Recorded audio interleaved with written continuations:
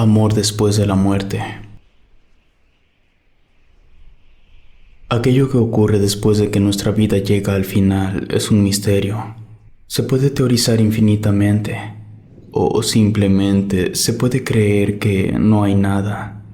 Los fenómenos relacionados con la muerte y el proceso que atraviesa el alma o espíritu al momento de transicionar entre este plano y el otro son cosas que el hombre pensante ha tratado de descifrar desde tiempos muy antiguos. Por dar un ejemplo, el concepto de fantasma es una idea mitológica, el primer término formalmente acuñado a la idea de muertos que vuelven a aparecer para intervenir de alguna manera en el mundo de los vivos. Fue el término revenant. Es una palabra francesa que describe lo que hoy se entiende como el concepto de un fantasma.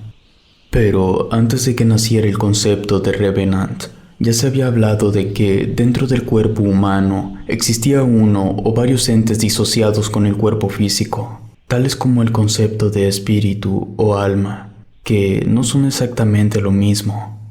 Entonces, de ahí nace la idea de esos revenants, de que los fantasmas son derivados del alma o espíritu, que esas apariciones están relacionadas directamente con el abandono de estos entes disociados, y este abandono ocurre con la muerte.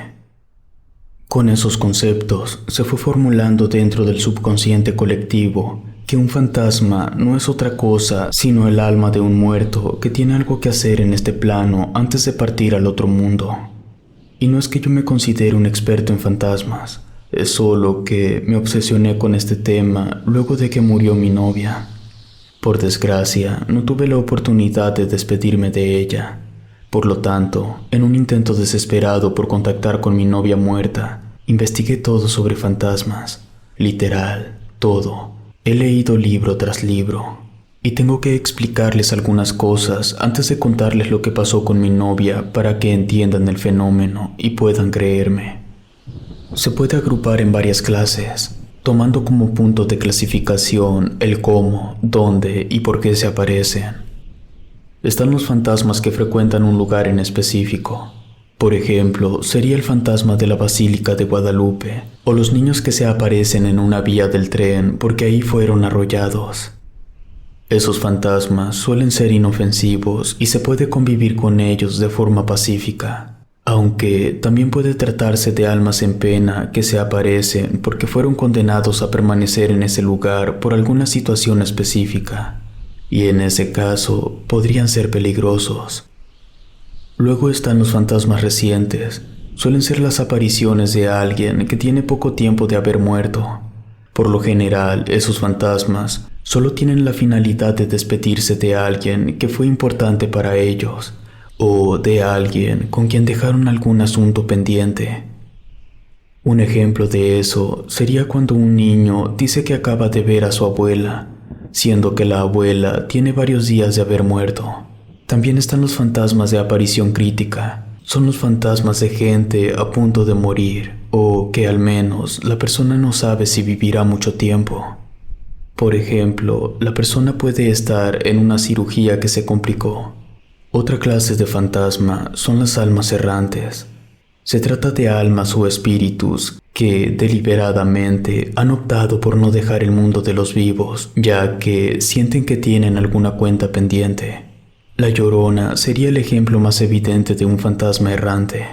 Y por último, está el poltergeist, que se puede definir como un fantasma que no tiene la capacidad de hacerse visible, pero sí tiene la capacidad de manifestarse haciendo contacto con cosas materiales no vivas.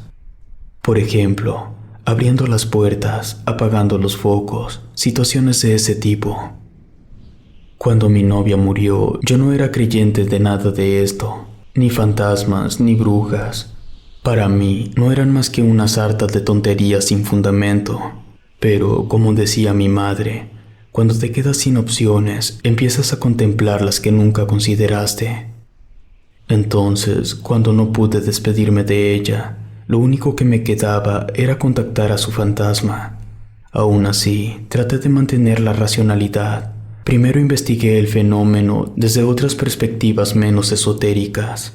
La parapsicología, por ejemplo, cuyos estudios tratan de darle un enfoque más o menos científico a esas cosas como la clarividencia, los viajes astrales, la bilocación, visión remota, percepción extrasensorial y cualquier otra cosa relacionada con los médiums.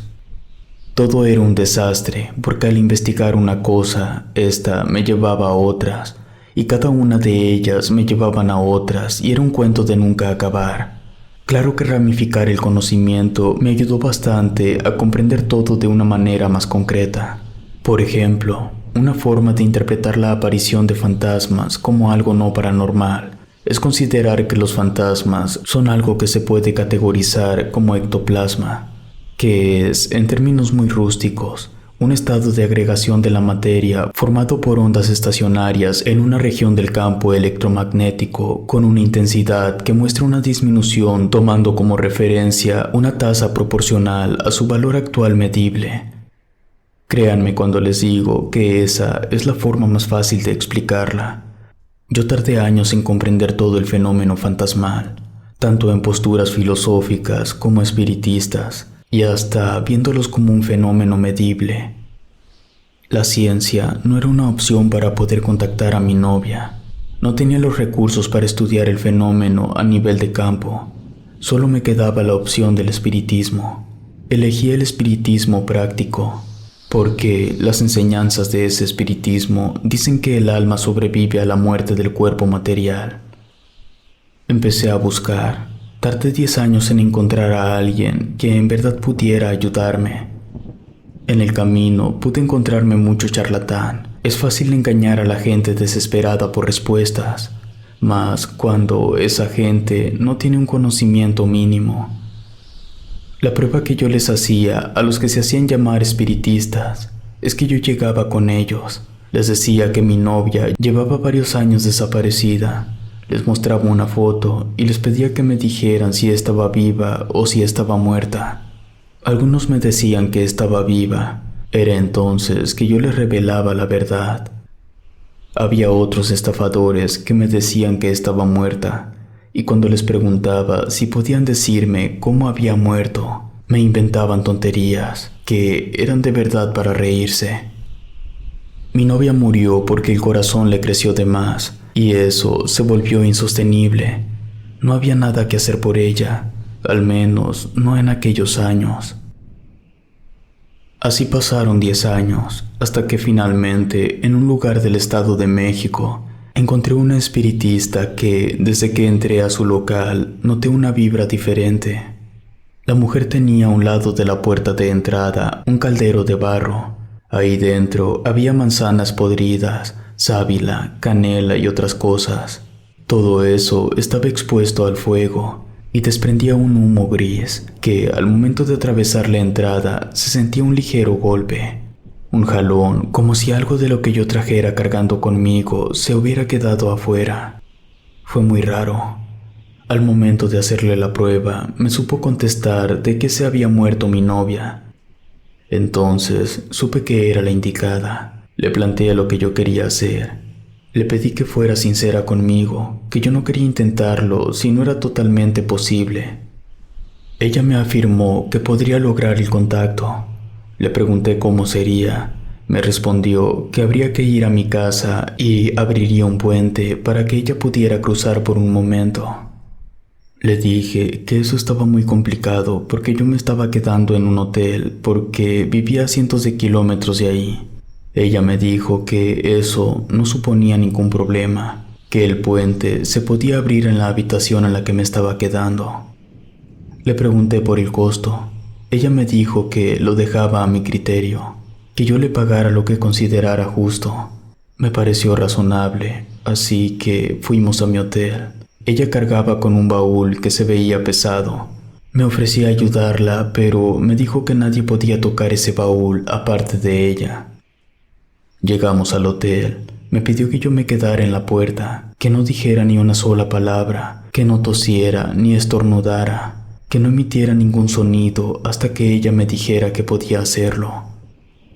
Abrió su baúl, sacó un hueso y le prendió fuego para usarlo como incienso. Salía bastante humo del hueso. La espiritista literalmente fumigó toda la habitación. Tuve que esforzarme mucho para no estornudar ni toser. Luego sacó un frasco rojo brillante. Tenía la forma de un rubí.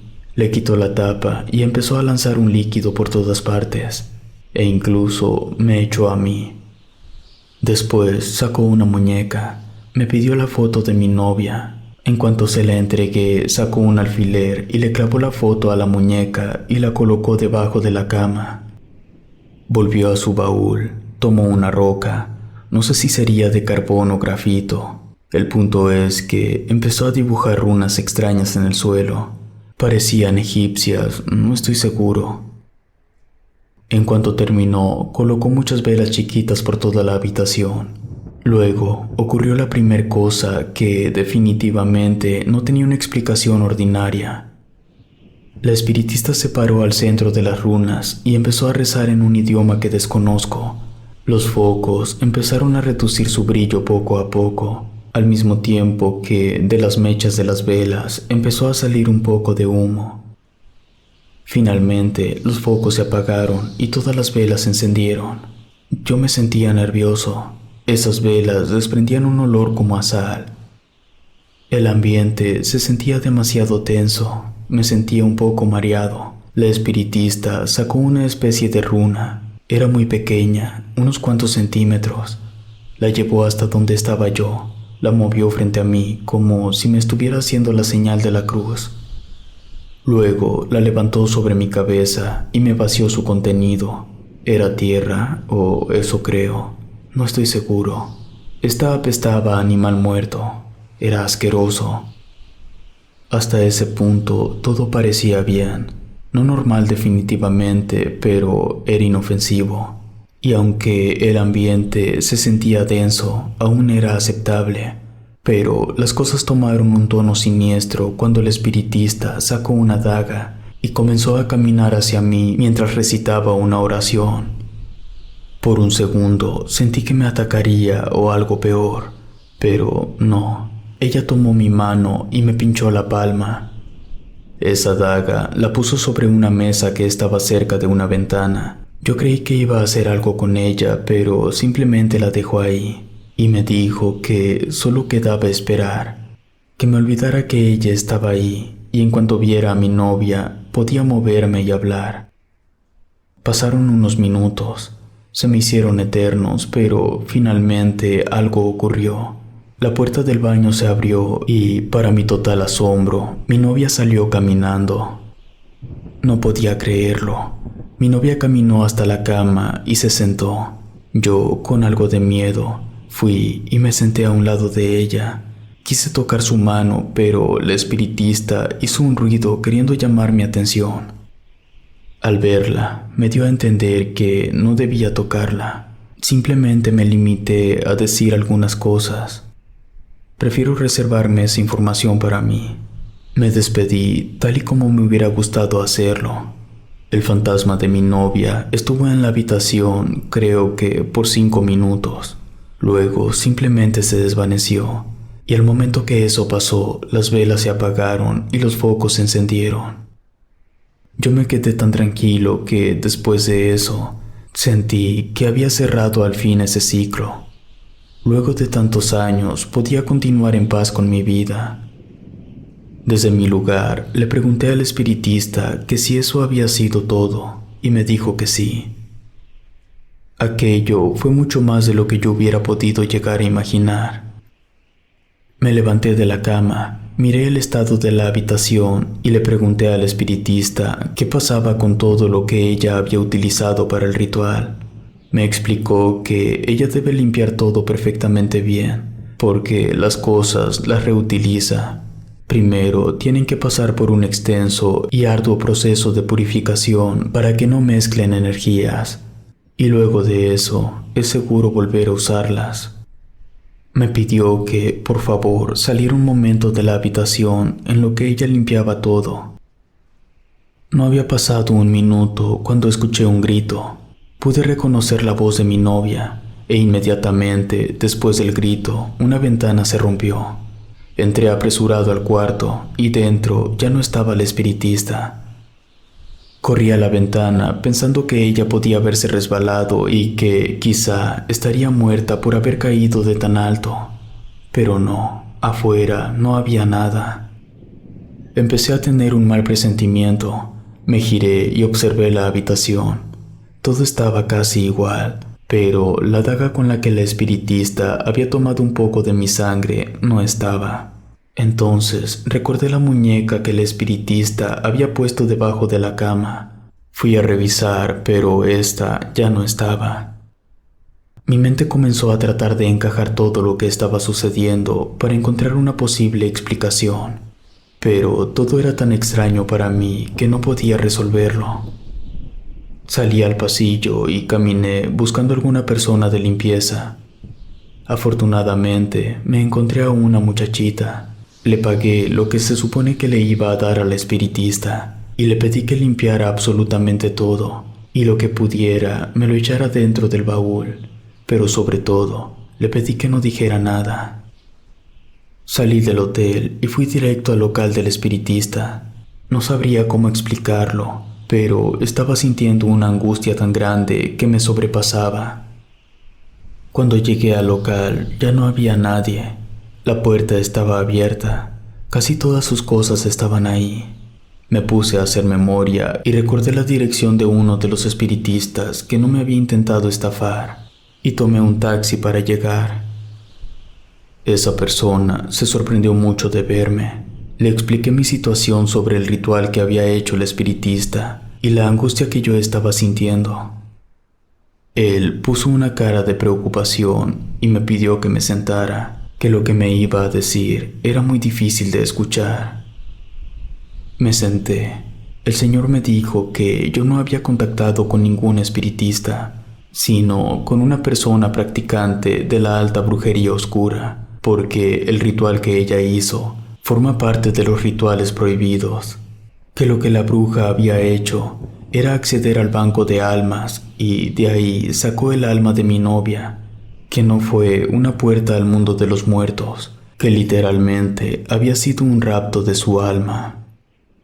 Por eso la bruja había puesto la fotografía de mi novia en una muñeca, para que su alma entrara en ese objeto. Me dijo también que el grito que yo había escuchado era porque la bruja había utilizado la daga con mi sangre para apuñalar a esa muñeca, y que eso lo había hecho para sellar el alma de mi novia dentro de la muñeca. Y al haber completado el ritual, el alma de mi novia estaría condenada a permanecer dentro de la muñeca para siempre. Yo me quebré en ese momento. Yo le pregunté si había alguna forma de salvar el alma de mi novia. Me dijo que sí, pero que no, que había un ritual para revertir el proceso y liberar el alma. Pero el problema era que necesitábamos tener esa muñeca, y para eso había que encontrar a esa bruja, pero que por desgracia eso sería imposible, que no había forma de rastrear a una bruja. Ella podría haberse ido a otra ciudad, incluso a otro estado, además que la bruja estaba consciente que yo podría ir a buscarla. Por desgracia, ya no había nada que hacer. Me levanté resignado y, sintiéndome la peor basura del mundo, caminé hasta la salida, pero me detuve en la puerta. Sin voltear, le pregunté para qué querría esa bruja el alma de mi novia. Me respondió que las muñecas que contienen almas las utilizan para lanzar maldiciones que corrompen el alma que está atrapada y la vuelven corrupta. Luego de eso, entierran la muñeca en el sitio que quieren maldecir, y que a partir de ese momento, el alma se convierte en un fantasma que rondará el sitio en el que la muñeca fue enterrada. Fui muy arrogante. Creí que al haber pasado tantos años estudiando el fenómeno de los fantasmas, ya tendría el conocimiento suficiente como para saber en quién podría confiar. Pero por mi estupidez, mi novia terminó convertida en un fantasma de clase 1. Si te gustó esta historia, suscríbete activando la campanita para que no te pierdas lo mejor de Rede. Gracias por escucharnos. Relato escrito y adaptado por Ramiro Contreras.